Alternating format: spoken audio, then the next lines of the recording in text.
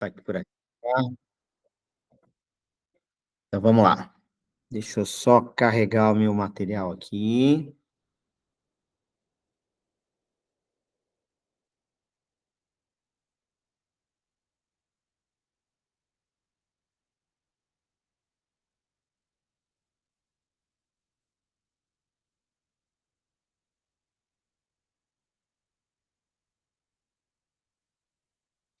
Aqui está. Todo mundo vendo o peixinho aí na minha tela?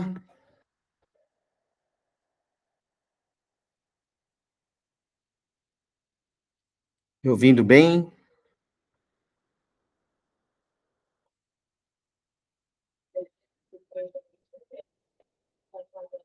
Então vamos lá.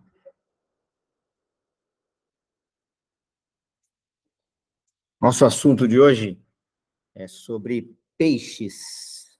Só um instantinho, deixa eu só ajustar aqui mais uma coisa aqui. Vamos em frente. Bom, pessoal, na última aula nós conversamos sobre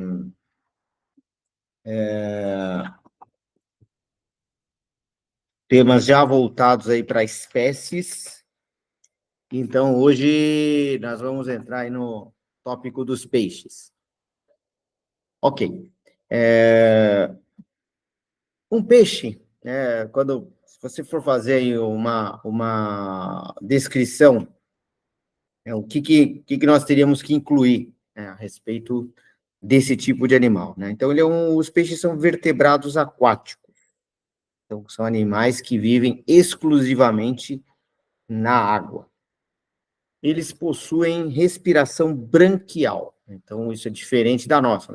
Nós temos respiração pulmonar, os peixes têm a respiração branquial, ou seja, eles puxam a água entra e sai pelas brânquias, e ali ele faz a retirada do oxigênio que ele precisa. O corpo deles é coberto por escamas. Então, nós vamos ver já já que, dependendo do tipo de peixe, a escama muda. E eles são seres ectotérmicos. Então, o que é um ser ectotérmico? É um ser que a temperatura dele depende do externo. Ou seja, se ele estiver numa água gelada, ele vai estar gelado. Se estiver numa água menos fria, ele vai estar menos frio. Se estiver numa água já chegando quase que no morno, ele também vai ficar na temperatura da água, né? Então, isso faz com que ele seja um animal ectotérmico, tá ok? E os peixes, eles se movimentam com o uso de nadadeiras. Então, nós vamos ver também que as nadadeiras mudam dependendo do tipo, né, do peixe. Você tem os peixes cartilaginosos e os peixes ósseos. E uma série de coisas muda na anatomia desses animais, tá? Então, vamos lá, vamos só recapitulando. Então, são vertebrados aquáticos. Então, se ele é vertebrado, ele é um animal que tem ali uma coluna vertebral, ele tem uma respiração por brânquias, o corpo dele coberto por escamas, a temperatura deles é de acordo com o ambiente, eles se movimentam com o apoio de nadadeiras, e eles podem ter essa estrutura das vértebras desse peixe, ela pode ser óssea ou pode ser cartilaginosa, tá ok? Até aí, esse primeiro ponto, tudo certo? Sem dúvidas? Posso seguir? Cadê a turma?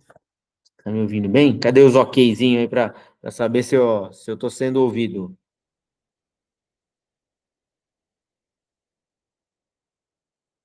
Então vamos lá.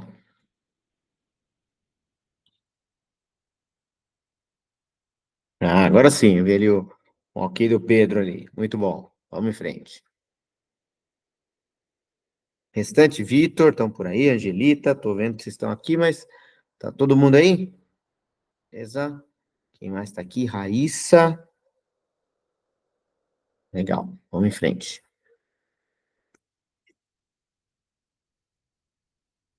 Bom, os peixes, eles têm algumas características bem diferenciadas, né?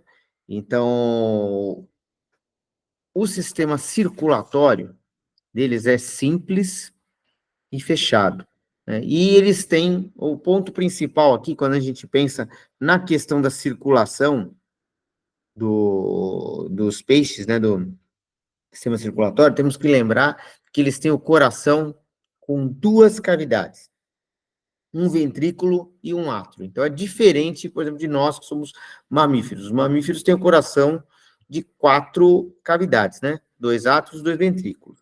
Eles não, é um ventrículo só e um átrio só.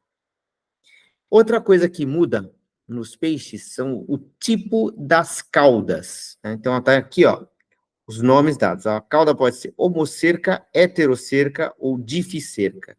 O que significa? Homo, né?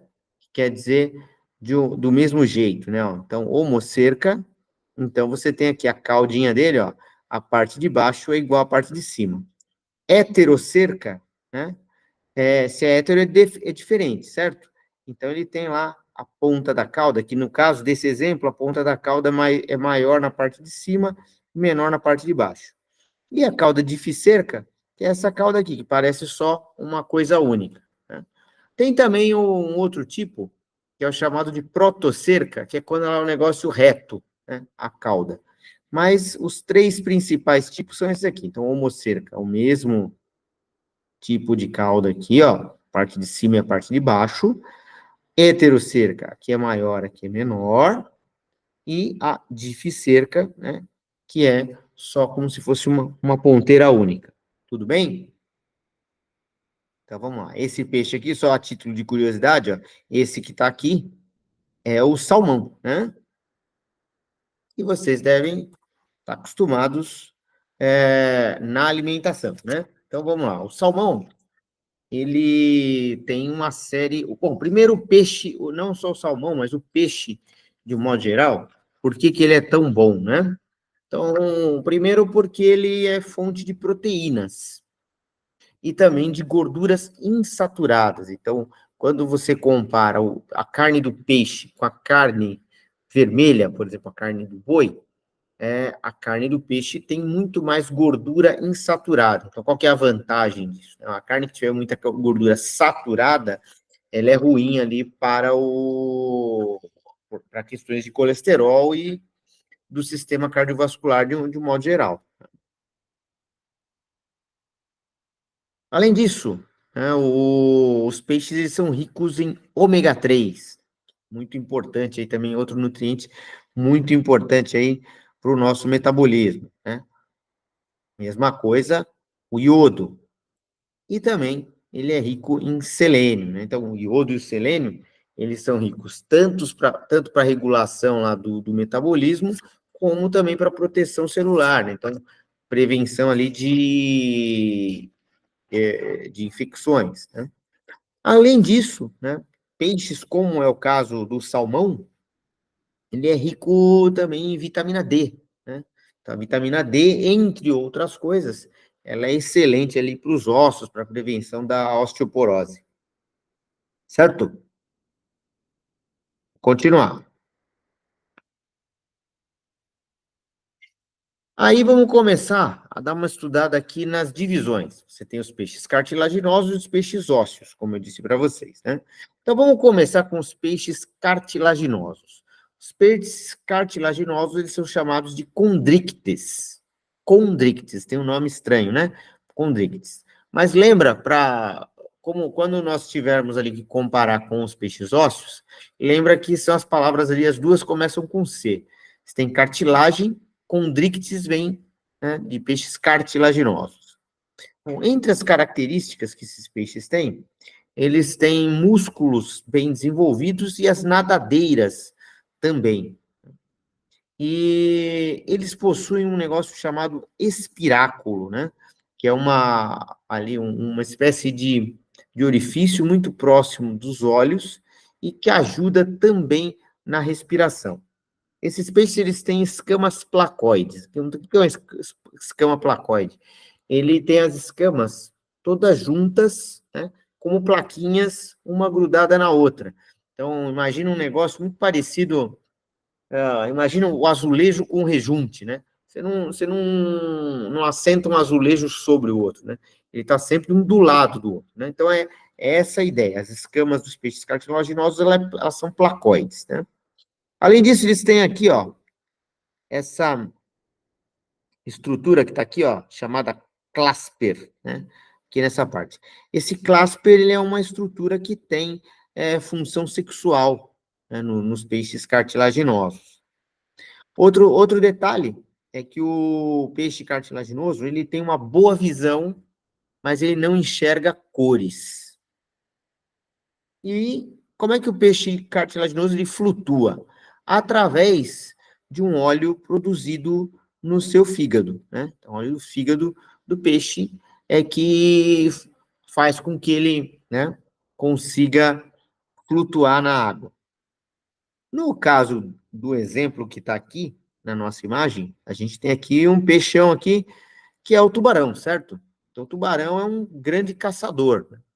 Então, a que se deve isso, né? Se deve ao fato dele, logicamente, ser um animal muito ágil, ele enxerga bem, tem um ótimo faro, e ele tem também, no corpo dele, algumas estruturas chamadas de ampolas de Lorenzini.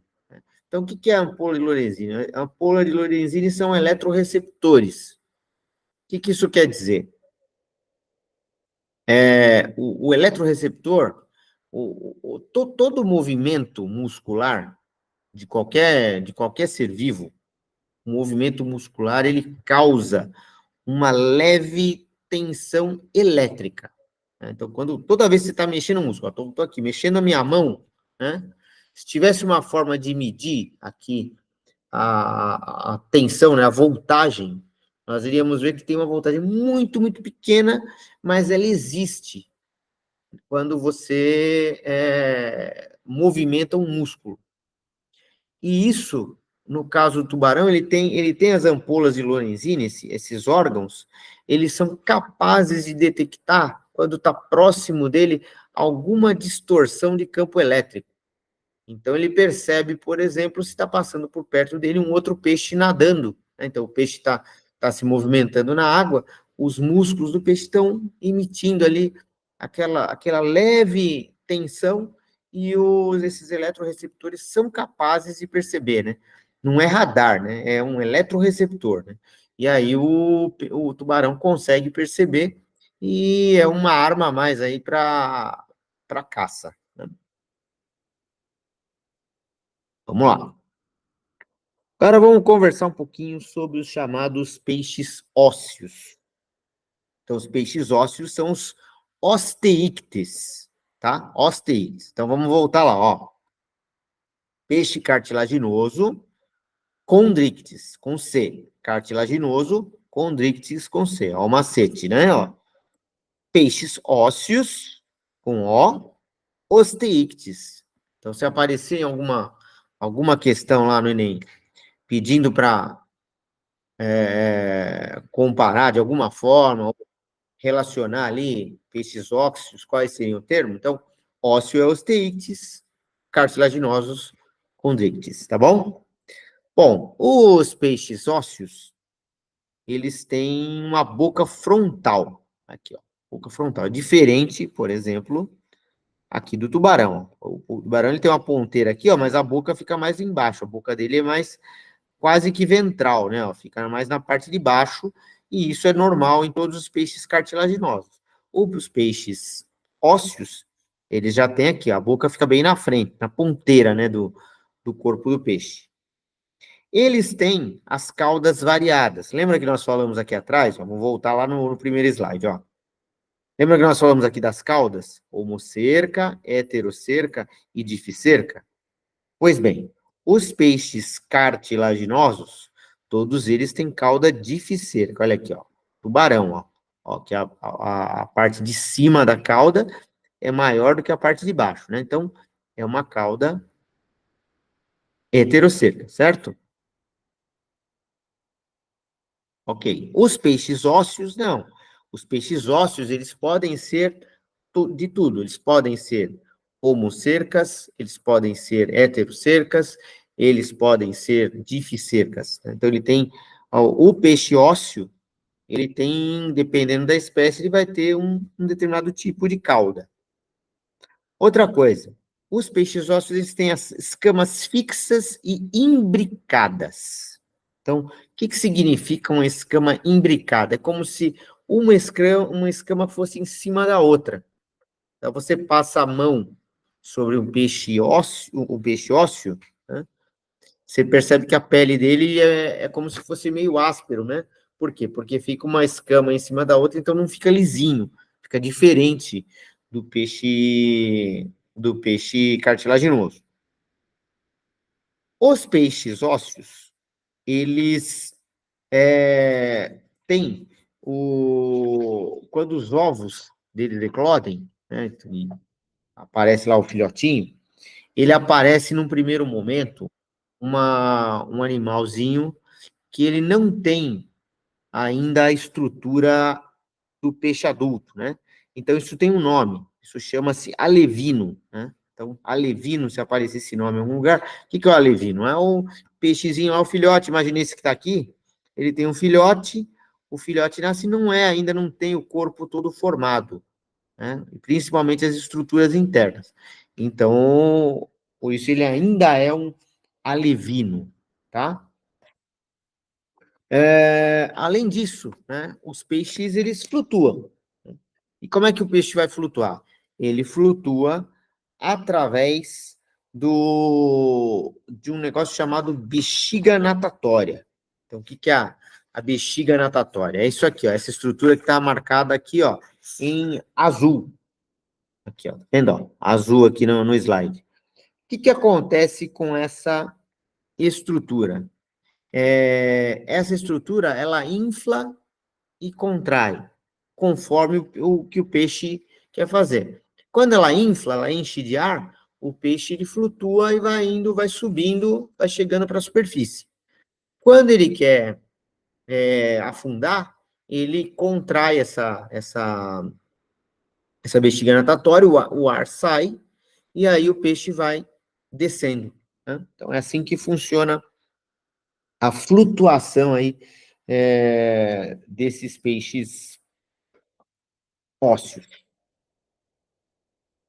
Vamos mudar aqui e conversar um pouquinho a respeito de alguns exemplos desses peixes ósseos e cartilaginosos, né? Algumas espécies que são interessantes, né? Que são aí em destaque, podem, de repente, se o cara for pedir uma questão que envolva alguma espécie de peixe, normalmente ele vai pedir esses que são mais comuns, né?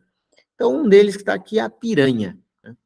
Tá? A piranha é um predador carnívoro de água doce, né? E ele é um tremendo problema, porque o que acontece? A piranha, por competição, ó, a relação ecológica aí, ó, por competição, ela elimina todas as espécies que estão no entorno dela.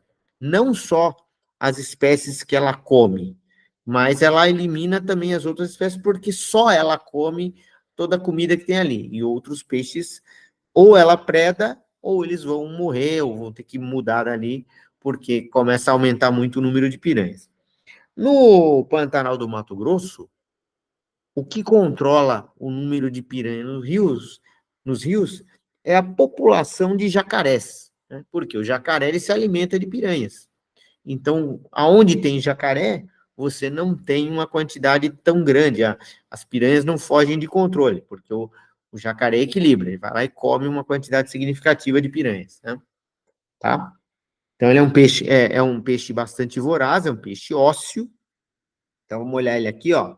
Dá para perceber, ó, as características do peixe ósseo. A boca bem na frente.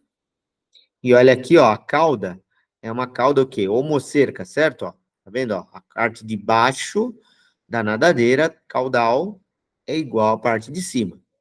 Aqui ele tem outra nadadeira, e aqui na parte de baixo, ó, ele tem as nadadeiras, tem duas de cada lado, e mais uma aqui embaixo, e mais uma aqui, ó.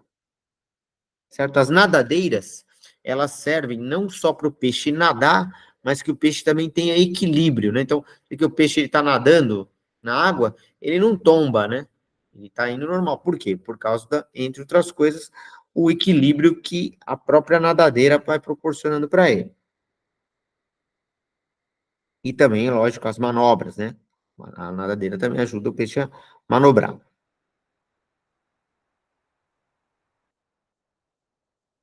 Vamos lá, olha aqui, ó. Esse é um exemplo de um animal realmente bastante estranho, né? Que muita gente não imagina que ele seja um peixe, né? Que é o cavalo marinho, né? Mas o cavalo marinho, sim, ele é um peixe. Então você tem cavalos marinhos, né? De vários tamanhos. Você tem o cavalo marinho de água doce e tem o cavalo marinho também de água salgada, tá? Dúvida até aí, pessoal? Tudo certo? Pedro colocou aqui que não vai lembrar disso tudo, mas não tem tanta informação assim nessa questão dos peixes, né? Eu tentei trazer as informações que são mais, como é que eu vou dizer? As informações que são mais, assim, relevantes, mais chave, né? Termos-chave. Tentei trazer isso para vocês, termos-chaves com relação a isso. Então, vamos lá. Continuando? Mais um pouco. Bom, esse aqui é o pirarucu, né? O pirarucu é um peixe, né, de água doce, né, grande, né? Aqui típico aqui do nosso país. Aqui dá para perceber três pontos importantes dentro daquilo que nós estávamos falando das características desses peixes, né? Ó, ele é um peixe ósseo também, então dá para ver aqui, ó, de novo, ó, a boca sempre à frente, todo peixe ósseo tem a boca sempre à frente. Dá para perceber que a característica que nós falamos das escamas imbricadas, né? Ó, dá para perceber, ó, que as escamas é como se tivesse cada linha de escama em cima da outra sempre, ó. Vendo? Então, essa é a característica disso. E aqui dá para ver também uma cauda, né? Essa cauda é uma cauda dificerca, né? Então, é aquela cauda que vai, ela não tem duas pontas, é uma ponta só, certo? Vamos lá.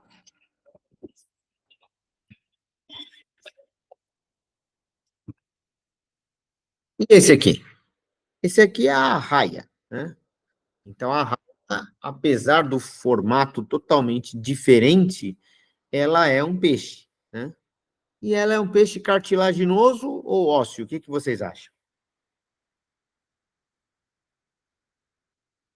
Ah, cartil, Oi? cartil. Cartilaginoso, perfeito, né? Sim, é um peixe cartilaginoso, né? Tá? Opa, peraí um pouquinho, deixa eu voltar meu slide aqui. Pronto. Então, ele é um peixe cartilaginoso, ele tem uma série de características diferentes. Então, olha aqui, vamos olhar outra vez os detalhes que dá as características. Então, lembra que eu falei que o peixe cartilaginoso ele tem a cauda heterocerca. Então, a parte de cima da cauda, aqui, ó, é para cima e aqui é menorzinho. Então, como se fosse diferente, né? Tá? Então, apontado ali para cima. Então, é uma cauda heterocerca. Outra coisa, a boca dos peixes cartilaginosos ela é ventral, né? Ó, então, não dá para ver. Aqui na frente não tem boca, né? A boca está aqui na parte de baixo, né? Tá aqui na parte de baixo dela. A, a raia, ela tem aqui, ó, nessa parte de trás, aqui perto da cauda, um problema. Ela tem ali uma espécie de ferrão, né? E esse ferrão, dependendo do tipo da arraia, ela tem toxinas que são capazes de matar um ser humano, né? Então, é um veneno muito potente. Então, depende, claro, da espécie, do tamanho, né? Tudo isso. E, além disso, você tem as arraias elétricas, né? Que, ao invés de terem ali uma toxina, elas são como as enguias, elas conseguem gerar ali uma energia e, com essa energia, eletrocutar, né? E deixar a presa dela tonta para que ela consiga caçar, né? E aqui nós temos talvez o maior exemplo, né, do peixe cartilaginoso, né, que as pessoas conhecem, né, que é o tubarão, né? Então aqui nós temos 3 espécies diferentes de tubarão aqui, né, que é o tubarão branco, né, que está aqui nessa imagem maior, né? Então, considerado aí um dos maiores predadores, né? Um predador extremamente eficiente. Então, aqui dá para ver, ó, a boca dele ventral, né? Então, por quê? Ó, você vê que o nariz aqui é mais pontudo, aqui está de frente, a gente não consegue perceber direito, né? Mas ele tem o nariz ali pontudo, né? Ele tem um negócio que é a dentição poliofiodonte. Poliofiodonte. O que significa dentição poliofiodonte? É isso aqui, ó. Dá uma olhada aqui na boca do tubarão. Dá para perceber que ele não tem só uma fileira de dentes. Que nem nós temos uma fileira de dentes só. Uma em cima, uma embaixo, né? Ele, ó, dá para perceber que tanto em cima quanto embaixo, ó, são várias fileiras. Tem mais de uma fileira de dentes, né? Então, isso promove ali um corte tremendo, né? Então, por isso que o mordido tubarão ele consegue, né, desfacelar alguma coisa muito facilmente. Por quê? Por causa dessa característica aí dos dentes, né? Então, aqui dá para perceber as narinas, os olhos, né? Aqui, ó, dá para perceber a diferença aqui das nadadeiras, né? Ó, vamos voltar aqui num peixe ósseo qualquer. Pode ser aqui, ó. Aqui, no caso da piranha, ó. Essas nadadeiras aqui ventrais, ó, dá para perceber que parece um negócio membranoso, né, ó? Negócio membranoso. Aqui, no caso do pirarucu também, ó. É um negócio membranoso aqui. Agora vamos lá de novo no tubarão, ó. Olha só como é diferente, é um negócio muito mais robusto, né? Aqui, ó.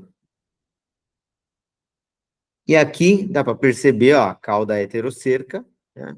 Então, aqui, ó, mais comprida nessa parte de cima, mais curta na parte de baixo.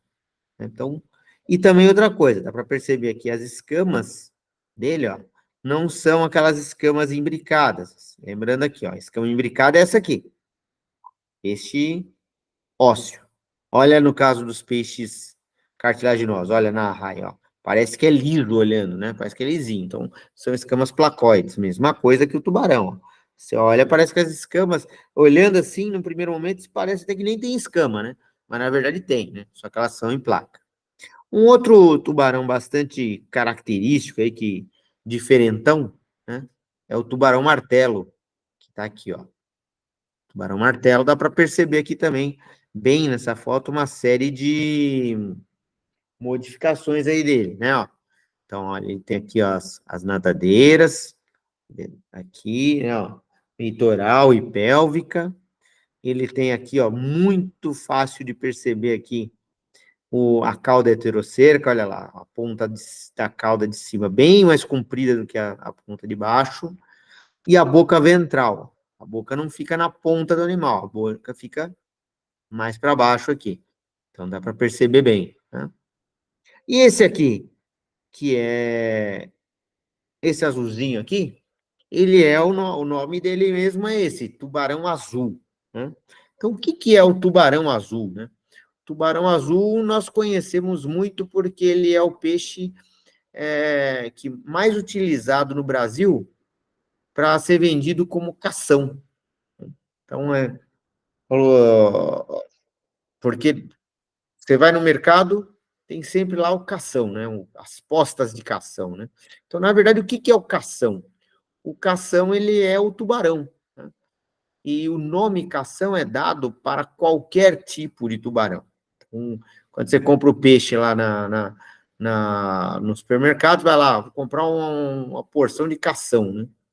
As postas de cação lá para levar para casa para fazer. Você está comprando o tubarão, né? E as postas de tubarão. E aí, lógico, né? O tubarão mais usado para pesca, ou criação, né? Para produção de alimentação humana é o tubarão azul, que é esse aqui. Mas o nome cação, ele, na verdade, serve para identificar todo tipo de tubarão, né? Então, você vai lá, comprou cação, você sabe que você está fazendo uma aposta de cação, na verdade, você está comendo o tubarão, né? Tá, vamos lá.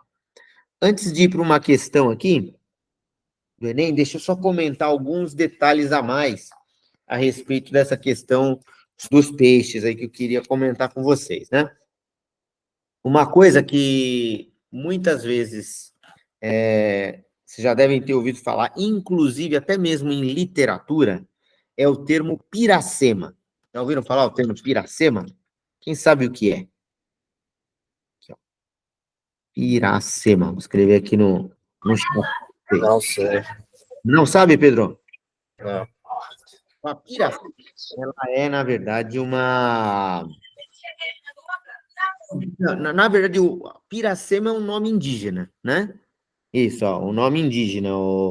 A Raíssa falou aqui, ó. Mas a indígena da literatura era Iracema, viu, Raíssa? Iracema, né? A piracema, ela é, na verdade, a subida do rio, né? A subida do rio. Então, o que acontece na piracema? É o movimento que o peixe faz para que ele consiga botar os ovos. Então, ele vai migrar, muitas vezes, sempre para a cabeceira do rio, né? Então, é muito comum, por exemplo, para o salmão fazer isso. Não? Então, o salmão ele tem uma característica que eu até coloquei aqui, ó, no slide. Aqui, ó, cadê onde que eu coloquei? Aqui, ó. E só que eu não comentei o que era, né? Que é o eurialino, né? Então, o que é um peixe eurialino? Peixe eurialino é um peixe que tem uma boa tolerância para variações de salinidade. Né? O que eu quero dizer com isso? Então, por exemplo, vocês já devem ter visto em algum documentário, alguma coisa, que o salmão ele sobe o rio lá nos Estados Unidos para botar os ovos na cabeceira do rio. E aí, nos documentários, sempre mostra os ursos caçando salmão. Né? Por quê? Porque é isso que está acontecendo. O peixe está subindo contra a maré, não, né? Contra o curso do rio, né? Então, o rio está descendo e o peixe está subindo, então ele fica mais lento, e aí o tubarão, o urso consegue pegar o salmão, né? E o que é o peixe eurialino, né? Que é o caso do salmão. O salmão, normalmente, ele é um peixe de água salgada, e ele consegue, na época da reprodução, subir o rio, que é água doce, né? Ele consegue converter e sobreviver da água salgada para a água doce. Então, essa característica, os peixes que têm essa característica de conseguir, né, respirar tanto na água doce quanto na água salgada, são peixes chamados eurialinos, tá? Eurialinos, ou seja, peixe que... Deixa eu escrever aqui no chat para vocês também, ó. Eurialino. Então, o peixe eurialino é o peixe que tem tolerância para água salgada, da água salgada para água doce. Então, o melhor exemplo, o salmão, né? O salmão, ele sobe o rio para conseguir... Outras espécies também fazem isso, mas uma das mais comuns, um dos peixes que mais comumente faz isso é o salmão, né? Então, para quê? Ele precisa, lá na cabeceira do rio, né? Na nascente do rio, né? Ele vai lá e bota os ovos e se reproduz, né? Ele se reproduz e bota os ovos, tá? Ok. E aí, vamos testar a nossa conversa de hoje aí com uma questãozinha de Enem? Vamos nessa? Então vamos lá, ó. É uma questão que caiu no Enem de 2017 e falava aí, ó, tá, Piracema. Da Piracema a movimentação do peixe no rio, não a Iracema, hein, Raíssa? Vamos lá. O fenômeno da piracema, subida do rio, é um importante mecanismo que influencia a reprodução de algumas espécies de peixes, pois induz o processo que estimula a queima de gordura e ativa mecanismos hormonais complexos, preparando-os para a reprodução. Intervenções antrópicas nos ambientes aquáticos, como a construção de barragens hidrelétricas, interferem na reprodução desses animais. Então, vamos lá. Vamos primeiro, antes de ir lá para a questão, vamos entender o que ele está dizendo no enunciado, certo? Então, ele está falando lá, ele está falando que o que nós vamos ver é o que acontece no fenômeno da piracema, ou seja, no momento que o peixe está subindo o rio para poder se reproduzir. E o próprio movimento do peixe, o próprio fato dele estar indo contra a corrente do rio, influencia na reprodução. Por quê? O que faz? Estimula um processo que queima a gordura do peixe e faz com que ative mecanismos hormônios, né? Então, se ativa os hormônios, o peixe vai ficar mais pronto para a reprodução, né? As fêmeas vão ficar mais prontas para a reprodução. Aí você tem, está dizendo que as intervenções antrópicas nos ambientes aquáticos, o que é uma intervenção antrópica? Nós estudamos isso já, né? Intervenção antrópica é aquela aquele tipo de modificação feita pelo homem, certo? Então, a modificação antrópica no ambiente aquático. Então, qual a modificação antrópica que ele deu exemplo aqui? Ó? A construção de barragens hidrelétricas. Né? Por quê? O que acontece? Você tem o rio, o cara faz lá, fecha o rio e coloca uma cascata com uma turbina, né? Que é a barragem hidrelétrica, né? Interfere, e está dizendo que a construção de uma barragem hidrelétrica, ela interfere na reprodução dos peixes lá que estão executando o movimento da piracema. Né? Então, ele fala que essa intervenção antrópica prejudica a piracema porque reduz alguma coisa. Aí ele está dizendo, A, o percurso da migração, B, a longevidade dos indivíduos, C, a disponibilidade de alimentos, D, o período de migração da espécie, ou E, o número de espécies de peixes no local.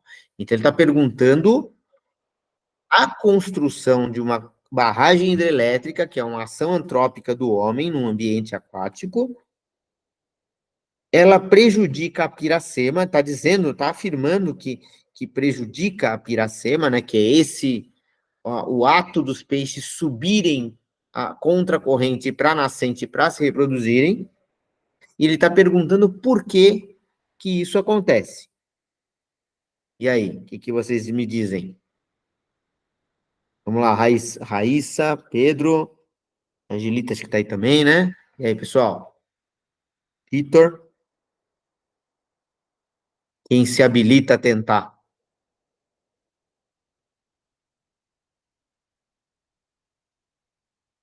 Pedro acha que o número de peixes no local? Tá, vamos lá. E a Raíssa?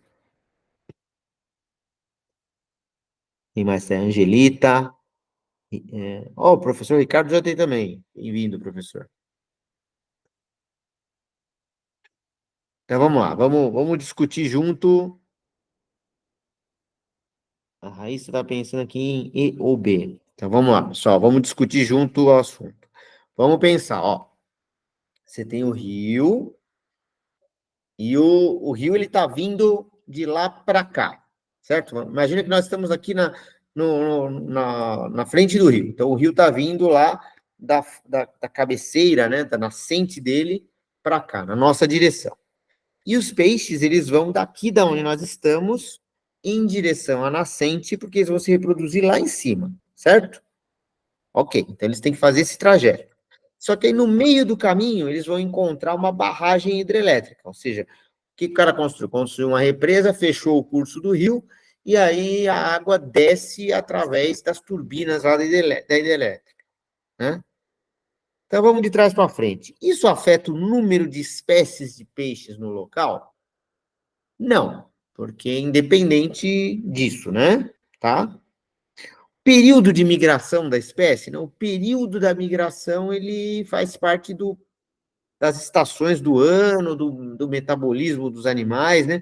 Então, a construção da hidrelétrica não vai afetar o período de migração deles. A disponibilidade de alimentos também não, né? Porque a disponibilidade de alimentos, aonde ele está, se ele nem chegou lá na barragem ainda, ou lá na nascente, isso não vai afetar a disponibilidade de alimento. A longevidade também não. O tempo de vida do peixe independe, né, da barragem. Agora, a alternativa A, o percurso da migração, será que muda?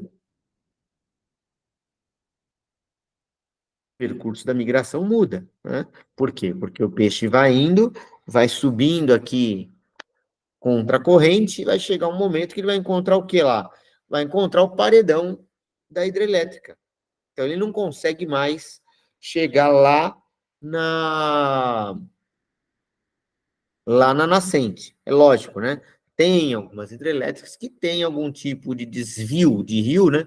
Que não vai ficar, né, só todo vindo pelo mesmo caminho e consegue ainda ter ali uma passagem por onde os peixes possam ir, né? Tá? Mas, de um modo geral, você vai prejudicar a piracema, porque nem todos os peixes vão saber fazer o contorno, né? E tem hidrelétrica que não tem, né? Que não passa mesmo.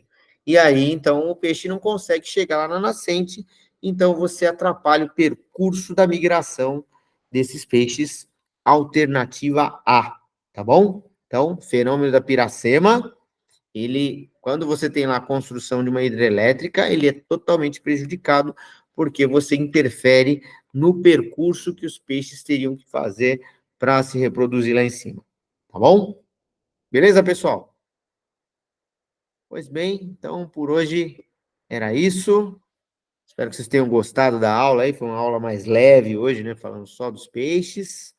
E na semana que vem temos mais assuntos aí de biologia animal. Professor Ricardo, boa aula. E vamos que vamos. Tchau, pessoal. Boa noite para vocês. Até mais. Boa noite. Boa noite, professor Daniel. Boa noite, boa noite.